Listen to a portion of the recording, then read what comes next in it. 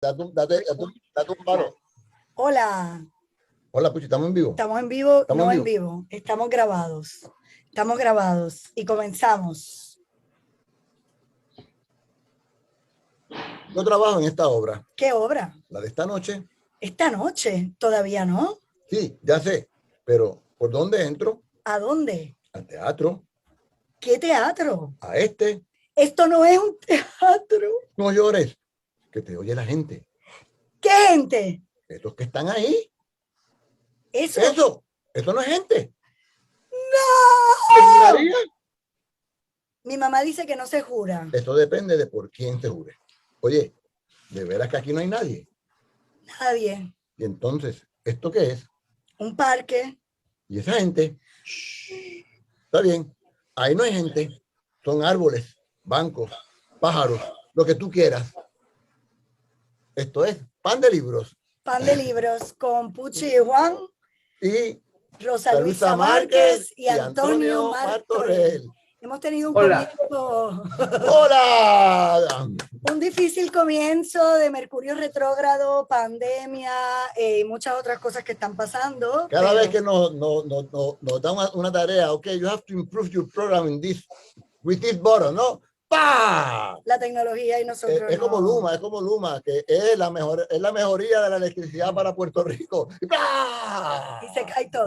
Bueno, Juan, tú querías empezar diciendo algo breve. Luma sorprendente. Dale, ¿qué querías decir para empezar este pan de libros tan especial? Que yo quería empezar con este pan de libros. Primero, dar la bienvenida a Toño y a Rosa, que están aquí. Yo creo que no hay que decirle a nuestra comunidad, por lo menos. No sabemos si los conocemos o no, la otra gente que no somos nosotros. En Taller Comunidad Aragoico ciertamente se les conoce tanto por su larga trayectoria, por su colaboración, pero en mi caso especial y el de Juan, es porque para nosotros ustedes representan lo que es el ejemplo del arte comunitario en todas sus facetas y en toda su capacidad colectivizadora, pero además desde la creatividad de su momento, de la pertenencia en el tejido social, pero sobre todo porque es incansable la gesta artística en este concepto de comunidad. No los invitamos para decirle a ellos lo mucho que no, y después acabamos hablando nosotros. Dale, Juan. No, estamos, obviamente hay muchas cosas que podemos hablar con Rosa y con Toño, que nos une, ¿no? Amistades, en el caso de Puchi y Toño, no sé, Toño, tú dirás, tú la viste nacer, ¿no? La vi en la barriga de su maíz. Por eso, santurcinos los dos, ¿no? También. Sí. Y yo empecé a trabajar con Rosa cuando el Manoplazo, que era un proyecto, uno de los primeros proyectos colectivos de Toño y Rosa. Así que vamos a empezar quizás poniendo en contexto cómo ustedes dos comienzan a colaborar para irnos a la pandemia. Hablen ustedes de su colaboración. Empieza, Rosa. Yo creo que voy a leer algo. Le voy a decir con qué tiene que ver. Con Lidia Milagros González, que cumple años hoy, curiosamente. Mira, fíjate. Sí, fíjate, y pues felicidades. Lidia Milagros González nos convocó. Toño había llegado de México, después de estar 6 años por allá, y yo había llegado de ese año con Augusto Boal en Francia, aprendiendo del teatro del oprimido. Y Lidia Milagro nos propuso un proyecto que tenía que ver con la posible invasión de Estados Unidos a Nicaragua. Estoy hablando del 84.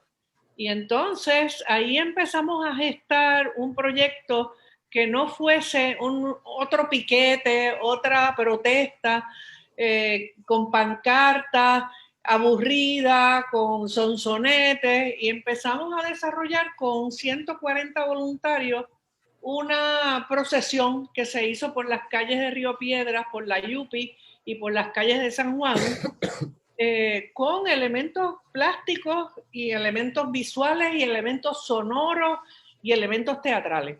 Ahí comenzó, ¿verdad, Toño? Y que fue una propuesta festiva, a pesar de que el motivo no lo era, pero le dimos la vuelta para que fuera un placer para nosotros protestar y para los espectadores otro tanto. Y también lo que es muy importante en todos nuestros proyectos, que fuera un proceso también de aprendizaje. O sea, que uno hace cosas que no sabe hacer. Es el único modo de aprender. Yo quiero decir, perdón, Antonio, que te interrumpa, que yo fui parte de esa marcha, ¿no? Como estudiante y espectador, ¿no? Y tengo que recordarle a todos, ¿no? Que eran años de suma represión, ¿no? Luego de la huelga estudiantil en 1981, la suspensión de estudiantes, el miedo a hacer actividades, estaba prohibido hacer actividades durante la huelga, era una cosa ridícula, ¿no? De que estaban reunidos las reuniones de 3 personas, ¿no? Si habían tres personas juntos en un pasillo. Sí, pero eso tiene que ver con una ordenanza municipal española del siglo XIX y entonces la rescataron y la pusieron como ley. Y no se esa marcha, y esa marcha caravana que ustedes organizaron fue la primera protesta que los estudiantes pudimos hacer desde la huelga, ¿no? Fue la primera. Yo recuerdo eso, para nosotros fue un gozo enorme. 140 voluntarios, se trabajó con materiales de desecho, se trabajó como pie forzado la canción de Willy Colón que se llamaba La Era Nuclear, que decía que mi abuela siempre me lo decía, que el mundo pronto se iba a acabar. Y Oscar Mestey hizo La Muerte en Bicicleta, y había artistas y no artistas, y había estudiantes y profesionales. Y yo siento que a pesar de que podía haber gente que en otras circunstancias podía rechazar los contenidos, las formas eran tan atractivas, tan festivas, que seducían. Y por ahí siguió y tomó muchos matices. Ahí es que a mí me gustaría, hemos escogido otro pequeño pasaje de este libro. Estamos leyendo del libro de Rosa Luisa Márquez. Que es parte de nuestra celebración. Que es parte de las memorias de una teatrera del Caribe. Bueno, me robaste el libreto, pero sí. Okay. Sí. No, habla del libro. Bueno, quería leerles esto a Toño y a Rosa, les queríamos leer, donde se narra precisamente ese espíritu de colaboración que estabas hablando, Toño. Y está hablando Rosa hablando de la presentación de Esperando a Godot, ¿no? En su libro, ¿no? Y como Toño hizo los diferentes talleres, o sea, en ese proceso de aprendizaje se creó también aparentemente la escenografía, las grandes planchas de zinc, y dice, la sugerencia de Toño de poner tanto espectadores como actores en escena funcionó a favor de la experiencia porque todos pisamos el mismo suelo, todos compartimos esa condición. Los espectadores verían detrás del árbol una plancha de zinc congelada en el aire, volando como suele pasar durante la época de huracanes, y detrás la visión panorámica de 2000 butacas vacías que sugerían el fin del teatro como el de todos nosotros. Sí, porque, Juan, es para decirte que el teatro lo cerraron, de esos cierres universitarios que se supone que sean cortos, iba a durar 2 años y duró 10. Y eso hizo un boquete al proyecto cultural de la universidad que todavía estamos sufriendo. Y que ahí es que nos recordó eso, no solo porque habla de la colaboración, sino que vuelve y reverbera, igual que Nicaragua, que ahora está en un proceso muy complejo con el COVID además. Ese fin del teatro, el fin del mundo que estamos viviendo. Y esta pregunta es para Toño. Sí, bueno, volvamos. Pero antes de ya la pregunta, déjame hacer un comentario, volver al factor aprendizaje, que es fundamental en los procesos que siempre llevamos a cabo y en toda nuestra historia de colaboración. Hace muchos años, Rosa fue tallerista mía en un taller de grabado que yo di en la Liga de Artes de San Juan. Luego, posteriormente a la Plena Verdad, yo fui estudiante de Rosa en la Universidad de Puerto Rico en el curso de brincos y saltos. Y ahí fue que salió la producción fotoestática. O sea, que la situación de aprendizaje como creación, la pedagogía como método del arte, es la raíz y el cuerpo, la floración y el fruto de todo nuestro trabajo. Es fundamental el aprendizaje como herramienta principal de la creación. Y esa no se acaba nunca. Y recuerdo una anécdota que lo estábamos reviviendo antier, pues, en la presentación del libro de las tías. Graciela Rodríguez Martino, que asistió a ese primer taller de la plena verdad, de la marcha en contra de la invasión militar de Estados Unidos a Nicaragua, llegó al lugar del taller, donde estábamos divididos en grupos, sentados todos en el piso, en 5 o 6 grupos de talleres diferentes. Unos hacíamos coronas de muertos, otros hacíamos cajones de muertos, otros hacíamos, qué sé yo. Máscara. Bueno, entonces Graciela, que nunca en su vida, decía ella, había hecho nada de arte, tiró una mirada al taller y dijo, ¿dónde me puedo yo ubicar donde sea menos evidente mi incapacidad? Déjame ver dónde está la gente más bruta, para estar desapercibida. Entonces vio a este tipo que estaba ñangotado, hecho un 8 con unos trapos y unas cosas que evidentemente no sabía hacer lo que estaba haciendo, y dijo, ahí voy yo, y se sentó, y ese era yo, el maestro.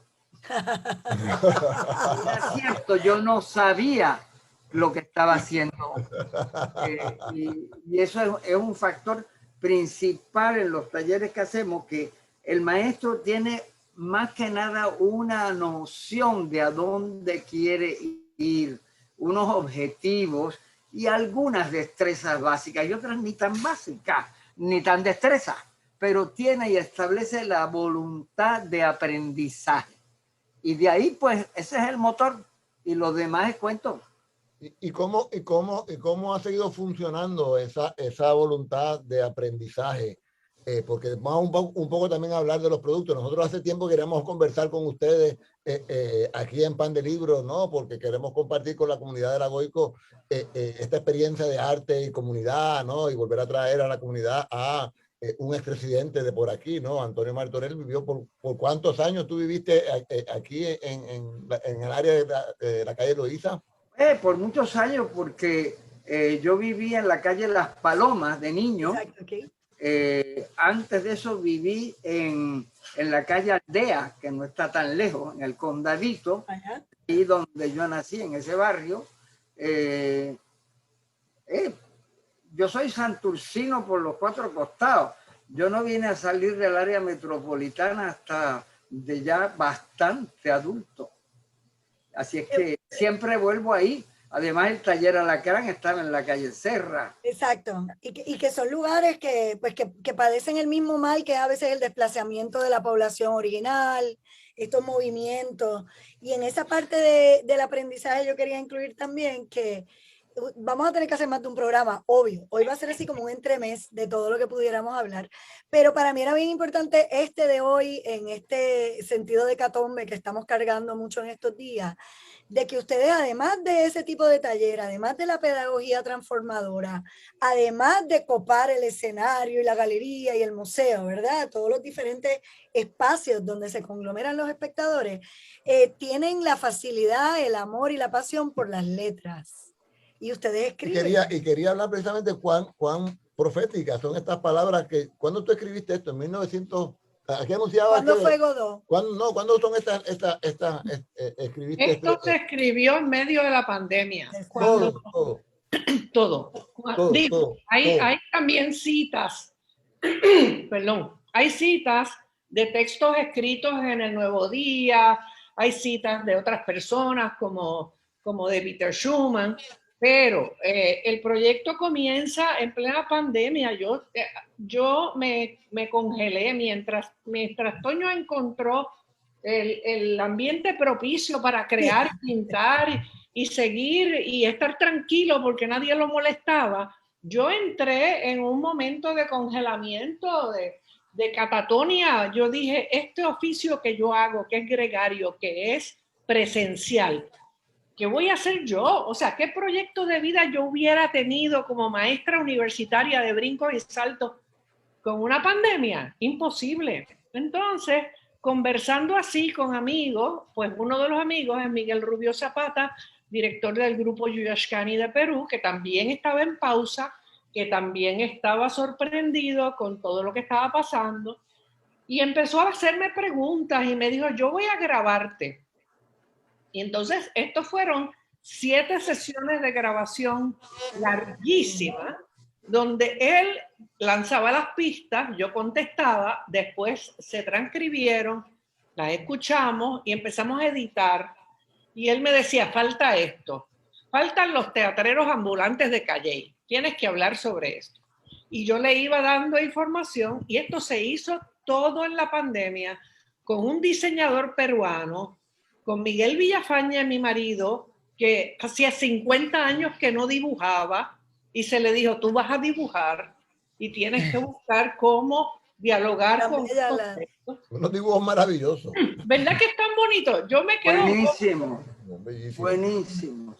Así es que... De un humor, de una frescura extraordinaria. Resultado completo de la pandemia, esa es una de... Y son cosas que hay en nuestra casa, son objetos cotidianos. Esa es una muñeca de trapo que hizo Candela Montes, que después entró a escena y se convirtió en un personaje.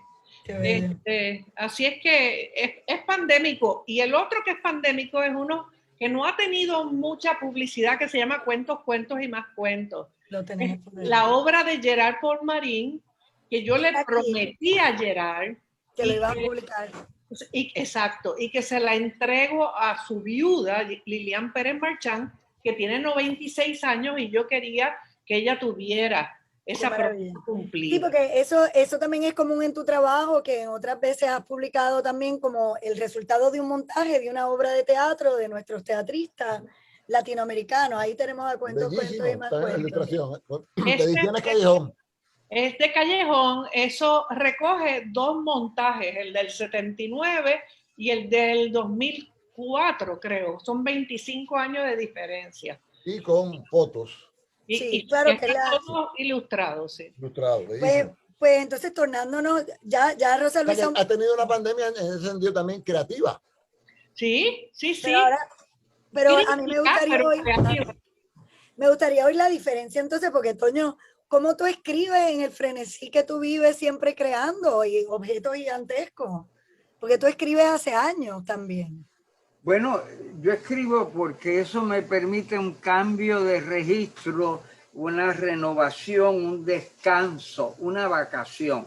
A mí se me hace muy difícil descansar. Tengo una incapacidad casi absoluta para el descanso. Y el único modo como logro descansar es cambiando de actividad. Hay un beneficio adicional en estos descansos y es que se convierten, como todo, en un periodo de aprendizaje. Entonces, cuando dejo la pintura o el grabado o el dibujo por la escritura, aprendo cosas en el desarrollo de la escritura que me sirven para la creación de las imágenes. Igual, cuando me vuelvo al teatro, aprendo de las acciones teatrales elementos que puedo incorporar a la escritura o de la plástica al teatro, y todo, o sea, mis descansos son quizás las pausas de readiestramiento que me sirven para integrar nuevo conocimiento y nuevas herramientas a mi trabajo, que es todo uno, el arte y la comunicación. Y eso es bien importante, esa dupleta. Yo diría, Toño, que también... Yo soy artista porque soy comunicador y soy comunicador. Una es esencial a la otra. Pero yo diría, Toño, que son cambios de ritmo que uno necesita, o sea, y yo recuerdo las veces que yo te he dicho, Toño, podrías hacer una caligrafía para tal cosa, y tú estás metido en otra disciplina y no te vas a meter a la caligrafía hasta que no desarrolles lo que estás desarrollando. O sea, que tu cuerpo necesita unas variantes, es como música. Sí. Yo siento que son ritmos musicales. Pues yo quería... Pero lo que las une a todas es el movimiento. Lo que no puedo es estar quieto. Yo, utilizando el lenguaje del siglo, cuando me crié, que decía que ese muchacho es desinquieto. ¿verdad? Y esa desinquietud no se me quita con los años, todo lo contrario. O sea que cada vez es más aguda, más imperativa, pero ciertamente la disfruto, la desinquietud, porque es un disparate, pero es un disparate muy elocuente porque reitera y contradice a la misma vez, opone la quietud a la acción. Entonces, ese es el eje principal donde yo me muevo. Además, he encontrado un sistema accidentalmente, y es ese de aprendizajes múltiples que se complementan y que resultan en nuevas creaciones, alimentadas constantemente por el cambio. Yo quería ir un poquito atrás, ¿verdad? A este libro maravilloso que se llama La piel de la memoria, porque tú has hecho mucho texto en tu obra plástica, que no es lo mismo que leerte en formato de libro, lo que has hecho con el velorio. Bueno, hay una cantidad de cosas que pudiéramos decir, pero yo quería leer este pedacito porque nos vuelve a ese lugar de la interioridad de la pandemia. Cuando tú estás hablando de la cama, ¿verdad? En este libro en particular, pues como lo dice el título, La piel de la memoria, tiene mucho que ver con la vivencia, y esa vivencia en la piel, en los sentidos de los recuerdos. Y dice, y a mí me parece muy lindo, pero es esa cosa como de la quietud, precisamente que estabas hablando. Desde el espejo en el techo, desde ese mosquitero refractario, todo se ve lejano y cercano, con un orden invertido que lo hace nuevo y diferente, pero sobre todo soportable. Los 4 pilares de la cámara oscura tienen un dosel transparente, tenue y protector, donde ni las alimañas ni las pesadillas pueden penetrar.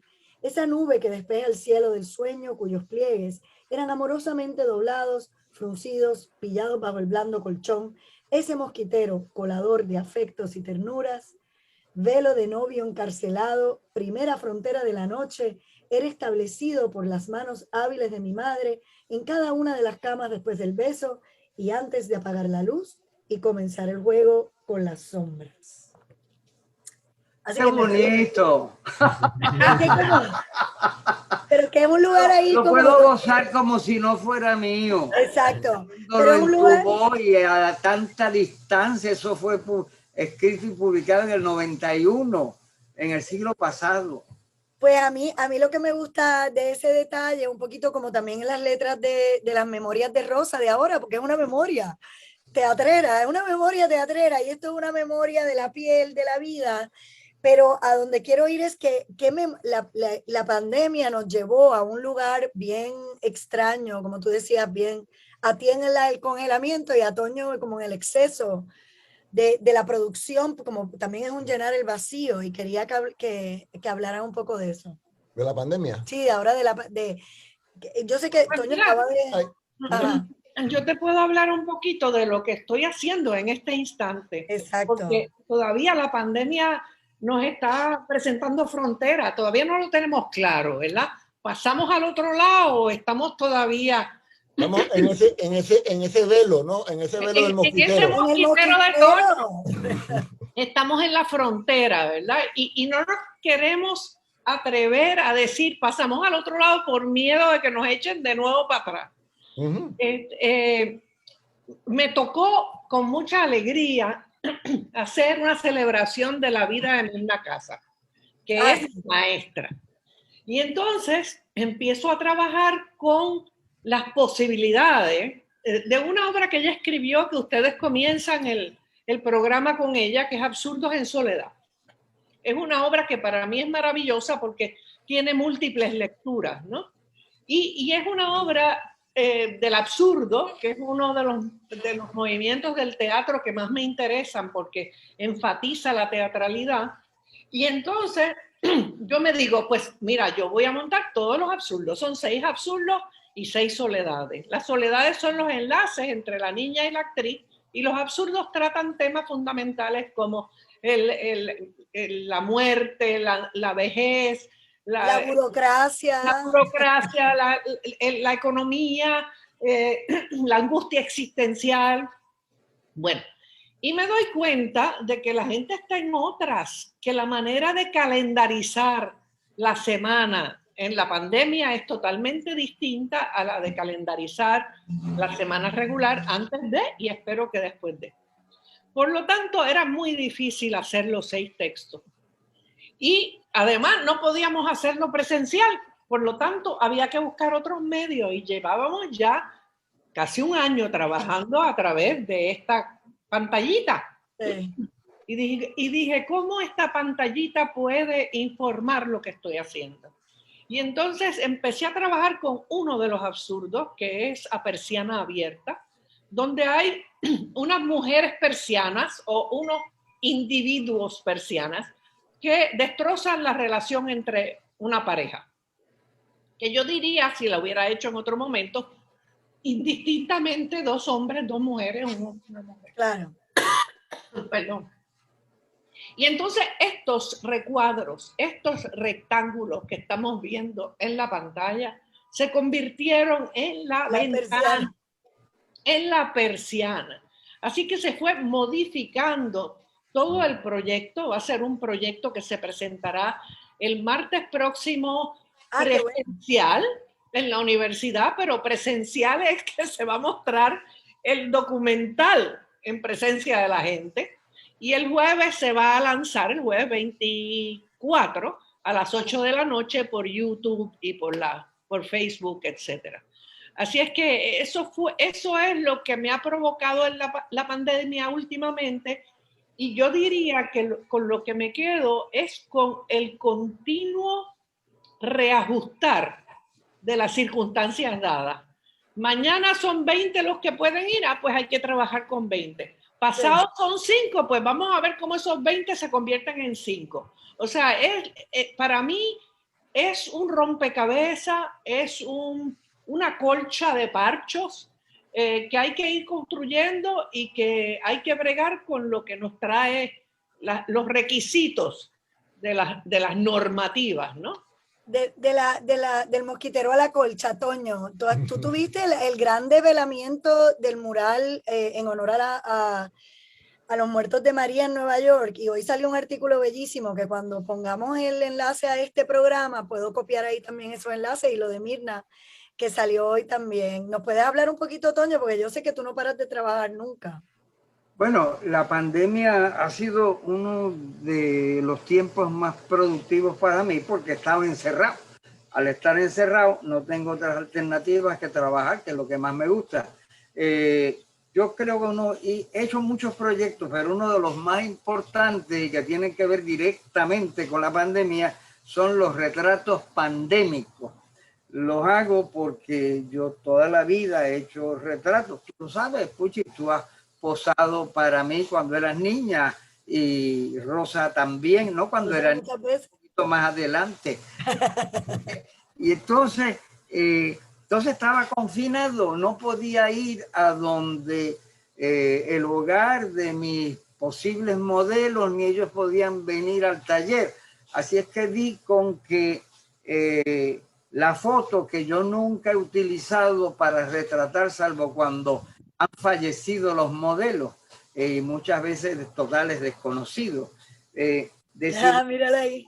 Eso, desesperado como estaba por retratar, y acudí a familia, a mis hijos, vecinos, amigos, que me enviaran sus fotos por correo electrónico o por mensaje de texto, y partiendo de eso hacía retratos. Para mi placer, para relacionarme con ellos, porque yo soy de estar en comunicación. Si no estoy cerca de la gente y platicando con ellos, me siento que no soy. Así es que hice eso, tuvieron tanto éxito que empezaron a llegar comisiones. Todo esto lo hacía de gratis y para mi propio placer, y eran míos, propiedad mía. Ahora me pagan por hacerlo. Ese es uno de los primeros proyectos, los retratos pandémicos. Pero también hice durante el mes ese terrible de los terremotos,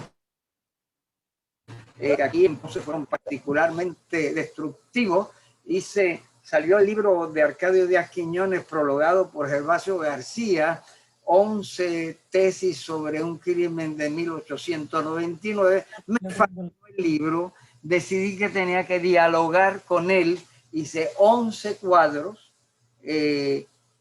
con ese motivo, una reflexión que se titula 11. Bueno, esos dos proyectos son el principio de una serie de proyectos desarrollados durante la pandemia. Exacto.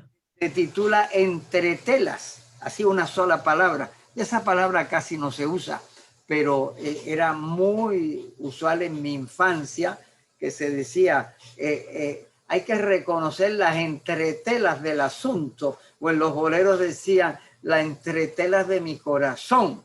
Entonces, he hecho como los retratos pandémicos y también 11 están hechos con telas de diversas texturas, diseños y colores, mezclándolos en collage y pintura, pues he hecho toda una serie de trabajos siguiendo esa técnica, pero con distintos temas que se van a presentar el 14 de octubre en el Museo de las Américas bajo el título genérico de Entretel, una exposición de Antonio Martorell y sus amigos. Cosa muy, muy, muy importante de sus amigos, porque yo trabajo en tallería en colectivo, yo no podría hacer todo lo que hago si no fuera por ellos. Y así es que me parece que hay gente que me dice, Toño, ¿cómo tú haces tantas cosas? Es que yo soy mucha gente. Oye, Toño, y añadiendo a eso, con respecto al evento de Mirna Casas, es que también hay una convocatoria a los amigos, ¿no? Ajá. Porque en ella van a participar grupos de teatro que usualmente no entran al teatro universitario, y el teatro universitario ha estado casi cerrado durante toda la pandemia. Y Toño también entra como escenógrafo, entra como asesor. Y a la misma vez, en ese asunto del aprendizaje, creo que tanto como nosotros trabajando y descubriendo lo que nos ofrece la pantalla, en el taller de Toño, que es como los estudios no, yo le digo, son los estudios, se lo busco y se lo encuentro. Se hace un trabajo de investigación y de búsqueda, y están saliendo animaciones en las presentaciones que hemos hecho juntas y por separado, a partir de una necesidad de usar estos medios, pero usarlos creativamente, no usarlos aburridamente. Exacto. No, bueno, y esa idea de tener el trabajo contenido, yo creo que tú también, Rosa, tienes un espacio, las bibliotecas, ¿verdad? Nos dimos cuenta que muchos de nosotros que tenemos pan de libros, uno puede volver y pensar en esas materialidades. Pues mira, quizás va a ser la computadora, pero va a ser una lectura que hace tiempo tú no has tocado, que vuelves al libro, tú vuelves a ese texto de Arcadio que relata, ahora, que salió ahora, pero es un relato que es un hecho histórico en Puerto Rico. Sí, o sea, es volver a pensarnos porque el país está en necesidad de mucha reflexión. No por la pandemia, por todo lo demás que está tan complejo. Me parece a mí muy, muy interesante cómo pues, esta misma espíritu de vida que Toño transmite y que tú sigues transmitiendo, Rosa, también es generado aquí en La Goico. Nosotros lo más que hemos hecho es actividades culturales, ¿no? Jazz todos los domingos, cine, no, el último domingo de mes hacemos cine, el segundo. Todos los meses. Ese mismo encuentro de aprendizaje, Yolanda Velázquez, nuestra artista en residencia, que es serigrafía, que también es Otoño de tu generación, es un baluarte increíble por eso mismo, es la letra, es el texto, todo eso puede convivir. Mira, hablando de lo que tú dices, pan de libros, mi iniciación en el libro, además como un lector infantil voraz, fue que empecé ilustrando libros, luego los diseñé y finalmente terminé escribiéndolos, en parte porque siendo mi principal vocación la de comunicador y el arte es un instrumento de comunicación, he tratado siempre de decir cosas con la imagen y de repente descubrí el Mediterráneo y dije, pero para decir algo ya está inventada la palabra, ¿por qué no usarla? Y además esta conversación la tengo con frecuencia con mis amigos escritores, particularmente con Luis Rafael Sánchez, a quien admiro extraordinariamente como él merece. Y le digo, Hugo, ustedes los escritores están con ventaja sobre los pintores, porque los pintores no podemos realmente practicar el oficio con las manos. Es ahí en el cuadro, en la página, que se desarrolla. Tú puedes tener la idea que tú tienes, pero es en el desarrollo ahí. Pero el escritor está practicando hasta dormido el lenguaje, la elaboración de ideas, el querer comunicar. Entonces, las palabras son una maravilla, son mucho más explícitas. Por lo menos esa es mi experiencia. Pero yo tengo eso en mi cabeza. La ambigüedad. Teatro, yo todo el tiempo estoy...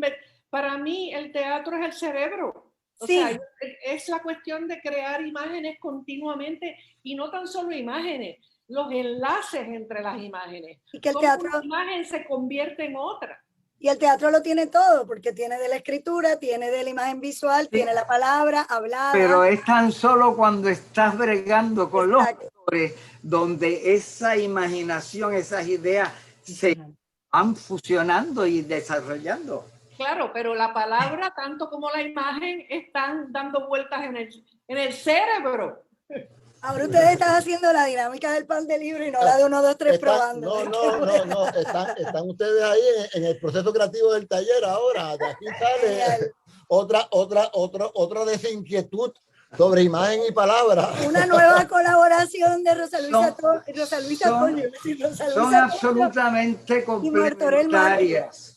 Son complementarias, pero tienen un territorio privilegiado cada una y unos instrumentos más desarrollados que otros. De repente, y esa ha sido una de las suertes, de la buena fortuna de nuestra colaboración, la de Rosa y mía, ¿verdad? Y es que viniendo de la imagen y ella del teatro, que se asocia más con la palabra, hemos unido nuestras voluntades y hay veces que se invierten los roles y a veces yo tengo las imágenes teatrales, ella tiene los contenidos visuales. Así es que y también les tengo que reconocer que desde ese principio de ustedes mismos, ¿no? Con la plena verdad, también es un compromiso artístico y político y social, ¿no? Que ustedes siempre han estado demostrándolo, ¿no? Una ética de trabajo, pero un compromiso con un país, con una comunidad, de comunicar, ¿no? Pero Juan, también... lo que pasa es que muchas veces se acostumbra a hacer una diferencia, trazar una frontera que, como toda frontera, es necesario violarla. Sí, hacerla porosa. Entre el yo y el otro, entre el individuo y el colectivo. Un individuo está dentro de un colectivo y el colectivo está compuesto de individuos. Lo que pasa es que el artista, o algunos artistas, no todos, pero muchos de nosotros, tiene la enorme ventaja de tener unos instrumentos al servicio de una sensibilidad determinada tanto con nuestra función individual como colectiva, donde esa frontera no existe o existe mínimamente para ser traspasada constantemente. Bueno, tenemos que ir como que terminando y no quitarles más tiempo. Para que vuelvan al taller, pero tenemos que volvernos a ver cuando venga, después que pase Mirna y antes de que abra en octubre. Yo también los tengo en un proyecto mío. Y tienen que darse la vuelta por aquí, por la Goico. Y Mirna Casa es vecina y la vamos a traer ahora a menudo porque vamos también a tratar de hacer un absurdo con Ileana García, así que va a ser bien lindo que con lo que tú produzcas ahora, traer parte de eso para acá, al menos el documental. No, se me ocurre que el documental se presente en la Goico. Sí, cuenta con eso. Me place mucho que esté la esquina en la Goico, porque es como ir a comprar bombón. Sí, hay librería en la Goico que se llama La Esquina de Luis Negrón, y ahí nosotros tenemos nuestro también, ¿verdad? Porque no vamos a desaprovechar nuestra el momento. Producción pandémica. Que Juan y yo, pues, tenemos un libro de varias cositas. Crónicas, cuentos, poesía. Ecos huecos. Ecos huecos. Entonces, queríamos dejar, mira, ahí está, Y el de Toño, aquí solo tengo La piel de la memoria, pero tengo todos tus libros aquí en el anaquel porque los estoy usando para un escrito ahora. Tenemos que anunciar un par de cositas y después los dejamos, nos despedimos con el poema. El domingo, el próximo domingo volvemos con el jazz. Sí, gracias a la Jazz Foundation. Los miércoles hay clínica psicoanalítica con Victoria García de 11 a 3. Tenemos una campaña de PayPal que comienza ahora candente en el verano para nuestro próximo año. Ayúdennos a seguir sobreviviendo. Suscríbase a la Goico, 5 pesitos mensualmente de PayPal.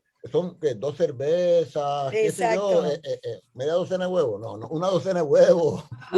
No deje de comer por darnos a nosotros. 2 cervecitas, las 2 cervecitas al mes es bueno.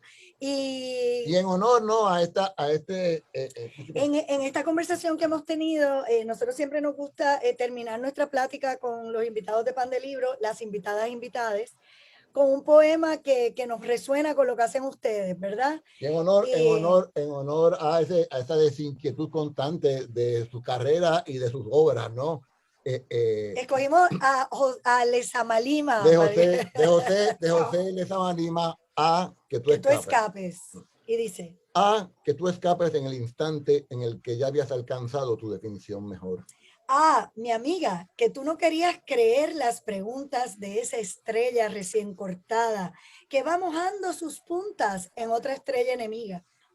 Si pudiera ser cierto que a la hora del baño, cuando en una misma agua discursiva se bañan el inmóvil paisaje y los animales más finos.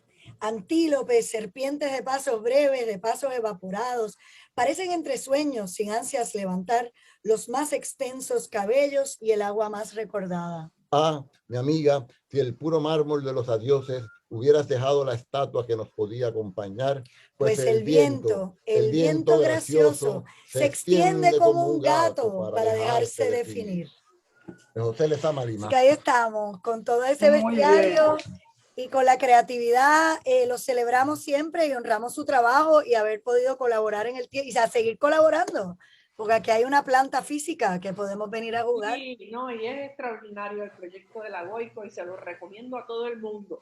Maravilloso. Gracias. Los felicito.